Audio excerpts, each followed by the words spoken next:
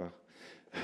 Euh, Effectivement, bon, ma position ici est un peu particulière parce que je ne parle pas, je vais pas parler de mes racines, mais je vais parler en fait des racines de populations auxquelles je me suis consacré effectivement depuis, en fait, j'ai recalculé, c'est pas 40 ans, ça fait 36 ans. En fait, ça fait quand même déjà un bon moment. Euh, j'en parle en anthropologue, j'en parle pas en originaire de cette société. C'est effectivement une société. Je vais pas vous faire l'ethnographie de cette société. Il n'est pas question ici de faire une grande conférence. C'est une petite société, donc les Huigniers, comme on l'a rappelé, qui en fait sont mieux connus sous le nom de Co. Les Mossis en général les appellent les Co. C'est pas le nom qu'ils se donnent. Huigné, en fait, l'étymologie de Huigné, c'est simplement, comme dans beaucoup de populations, Wo Nienema. Donc les hommes, les Wo, c'est Dieu, et Nienema, c'est les gens de Dieu, qui est une dénomination assez classique. Alors, je me suis intéressé à. Alors, l'anthropologie, c'est un domaine très vaste. On peut faire pas mal de choses en anthropologie. Je dirais, il y a à boire et à manger dans ce domaine-là. On peut finalement faire des études sur ces sociétés qui sont des études dans lesquelles on se reconnaît. Parce que partout, si vous voulez, on trouve dans le monde, on trouve des gens qui ont des intérêts, qui sont dans des rapports de force, qui sont dans des rapports de pouvoir. Et les Huigniers n'échappent pas, évidemment pas à ce genre de pratique. Donc, on peut, quand on fait de l'anthropologie, se contenter de travailler sur les rapports de force, sur les stratégies, sur les pouvoirs politiques, sur l'histoire, etc. Et on peut se reconnaître, puisque finalement, on est nous aussi des gens pleins d'intérêts, pleins de rapports de pouvoir, pleins de stratégies, etc. On peut aussi étudier et faire de l'anthropologie, je dirais, dans une perspective de ce que Roger Bastide, un anthropologue français, appelait l'éclairage en retour. C'est-à-dire cette idée que étudier les sociétés africaines. Pardon? Ah, pardon. C'est vrai, je suis très loin. Je me laisse emporter. Étudier les sociétés africaines, qui sont évidemment différentes, qui ont un rapport différent entre, par exemple, le domaine social et économique, peut être intéressant, y compris pour questionner les sociétés modernes européennes.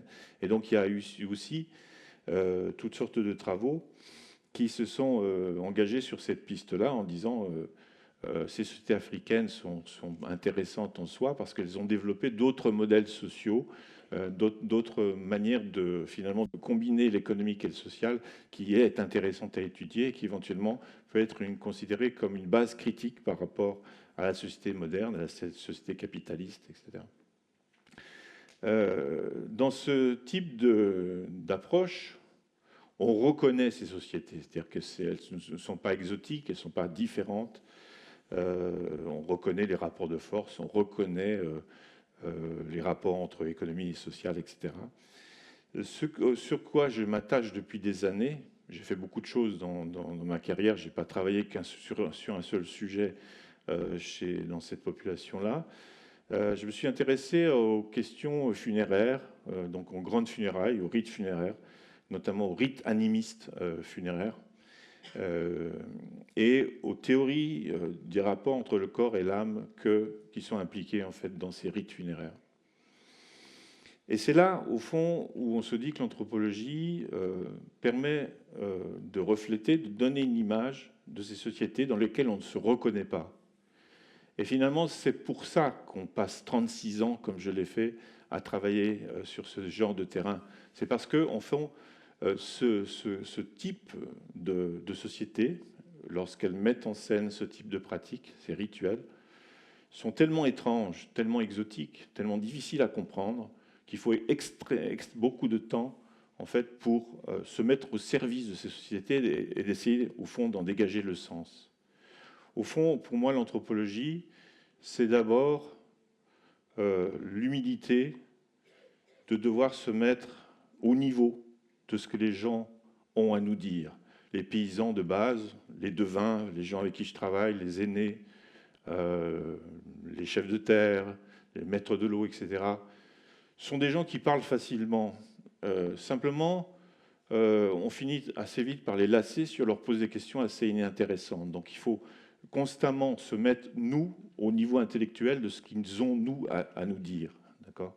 Et c'est ça qui prend du temps. C'est pour ça que, finalement, depuis des années, je travaille effectivement à faire la place en moi de ces informations qui doivent me venir, qui doivent m'être transmises et que je dois analyser au meilleur de ce que les gens nous disent. C'est-à-dire, pour moi, finalement, le seul intérêt, c'est d'être au niveau et de la seule responsabilité morale qu'on a par rapport à ces populations, c'est finalement eh bien de restituer le plus fidèlement possible ce qu'ils ont à nous dire et ne pas faire des interprétations erronées ou des interprétations rapides, etc.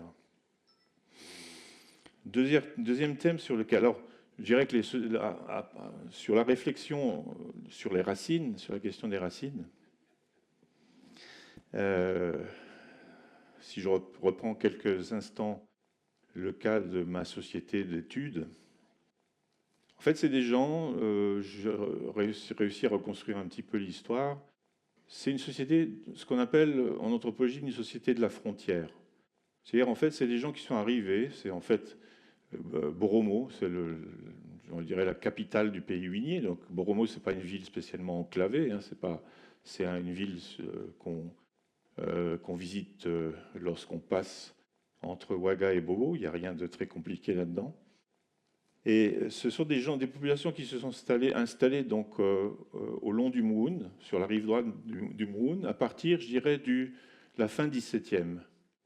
Et c'est des populations extrêmement mélangées. En fait, les Huiniers, en tant qu'ethnie, sont constitués de petits groupes qui ont fui souvent leur société d'origine. Et vous trouvez dans ce groupe, par exemple des Peuls, des Nouna, des Mossi, des Dagara, bref, des Boaba, toute une série d'ethnies qui sont venues en fait composer finalement cette ethnie originale à partir du XVIIe siècle. Ce qui veut dire aussi que les racines de ces populations-là sont très mélangées. Et si vous étudiez très précisément les différents aspects de leur vie sociale, rituelle, symbolique, etc., vous vous rendrez compte par exemple que par certains aspects du pouvoir politique, ils ressemblent beaucoup aux Mossi. Par exemple, la manière dont ils considèrent que le Néré est une culture des hommes, il ressemble effectivement, il faut une production qui est réservée aux hommes, il ressemble beaucoup aux Mossi. Par d'autres aspects, par exemple les aspects rites liés à la première grossesse, eh bien, ils ont un peu les mêmes rites que les Dagara et les Lobis. Si vous prenez les masques, je ne sais pas si on a... il y a une série de photos qui ont été prises sur le terrain et qui datent de 85. En fait, c'est un de mes premiers terrains. Vous allez voir qu'il y a quelques photos de masques. Si vous prenez par exemple le système des masques, voilà, en voilà un. C'est typique de la société de Nouna. En société de Nouna, vous retrouvez exactement les mêmes, ou pratiquement les mêmes types de masques. Donc, en fait, c'est une société, on pourrait dire, faite de pièces et de morceaux. Hein. L'intérêt, c'est effectivement de montrer que, à partir de ces pièces et de ces morceaux différents, à partir de ces éléments composites, finalement, est née une société originale avec sa langue originale. Bon, ça, c'est le premier aspect sur lequel je voulais insister. Alors, l'autre aspect, c'est les questions du changement dans ces contextes-là. Alors, d'une part, on pourrait dire que les Huiniers, comme beaucoup de sociétés, ont finalement des dispositifs pour faire face au changement. Dans la mesure où, dans ces sociétés, ce qui est important, ce n'est pas les baptêmes ou les mariages, mais c'est les funérailles. En fait, c'est dans le domaine funéraire et dans le domaine des rites funéraires qu'en fait se passent les plus grandes pressions, à la fois économiques, sociales, mais aussi les plus grands changements. Et en fait, Huinier avait un mécanisme de régulation, on pourrait dire, des changements. C'est-à-dire qu'ils savent très bien que la vie actuelle, c'est difficile, c'est compliqué, on n'a pas d'argent, on arrive difficilement à réunir les gens, et puis de toute façon, ça coûte cher, surtout les rites funéraires en milieu animiste. Et donc ils avaient une institution qui était l'institution du chef de terre. Le chef de terre, quand il est intronisé, tous les chefs de terre ne sont pas intronisés, mais s'ils subissent une intronisation, en fait, ils peuvent réguler, changer les règles en matière de rites funéraires. Par exemple, ils peuvent décider que, au lieu d'avoir un mois de funérailles où on doit recevoir les filles des oncles maternels, les filles des oncles maternels du père, les filles des oncles maternels de la mère, les beaux, etc., eh bien, on va réduire ça à une semaine. Tout ça simplement pour que les coûts économiques pour la famille du deuilleur soient moins importants. Donc on a, si vous voulez, en interne, des dispositifs qui permettaient effectivement, finalement, de faire face aux pressions des changements liés à la modernité. Maintenant, ce qui se passe, et qui est beaucoup plus compliqué, c'est que, évidemment, les changements ne portent pas seulement sur les funérailles. Il y a par exemple un domaine, enfin, je dirais, la définition même du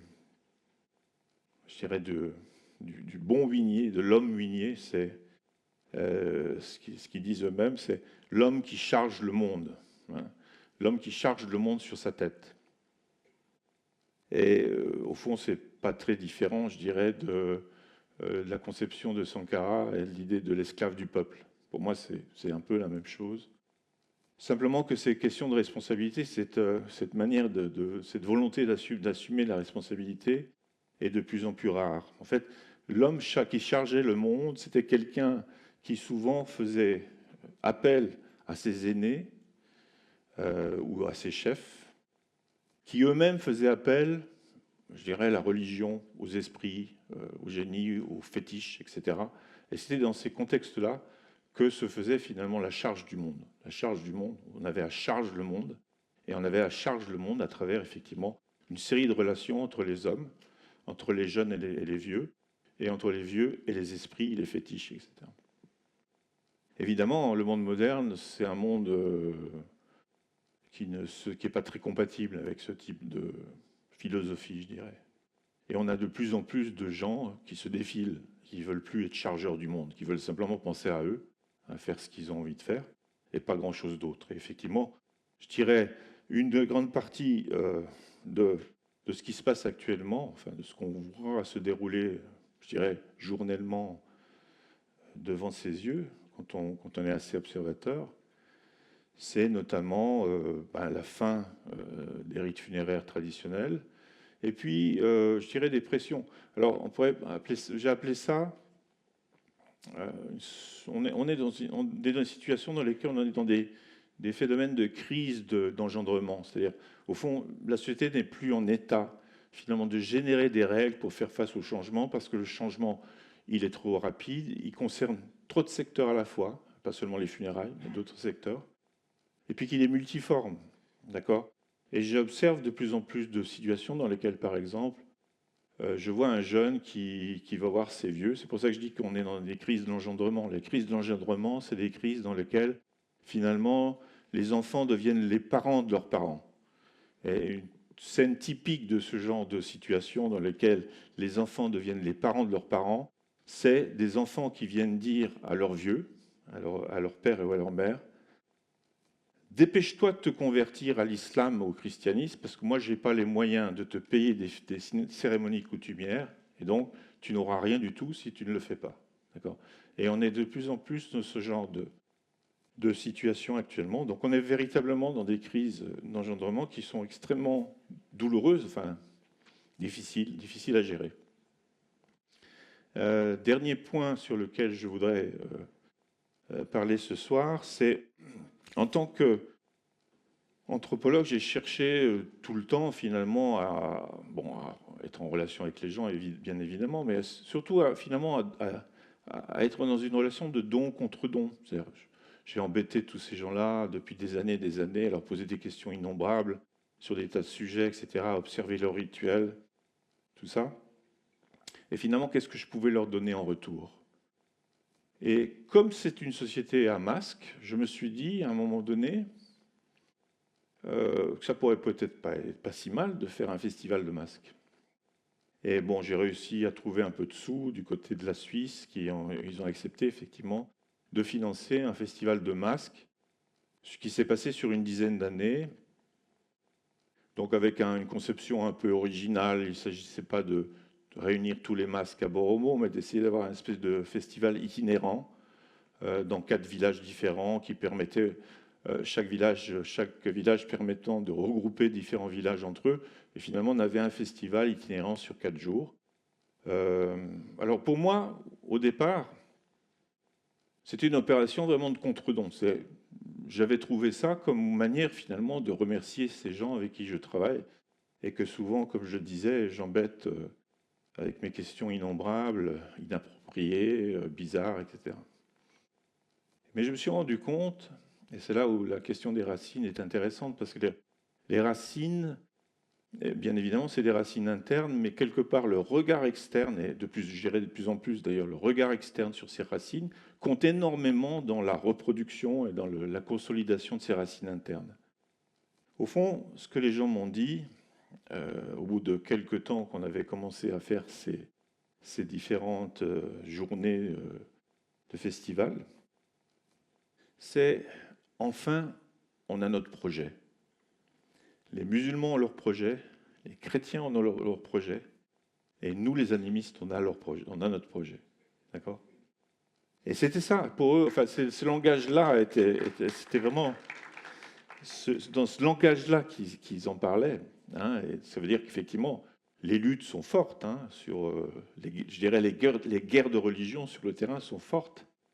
Et effectivement, ce festival, moi, je ne l'avais pas perçu comme ça. Hein, je n'avais pas fait ça du tout dans une perspective de consolider quoi que ce soit ou d'affaiblir quoi que ce soit d'autre. Hein. Mais je me suis rendu compte que c'était effectivement comme ça que c'était réinterprété.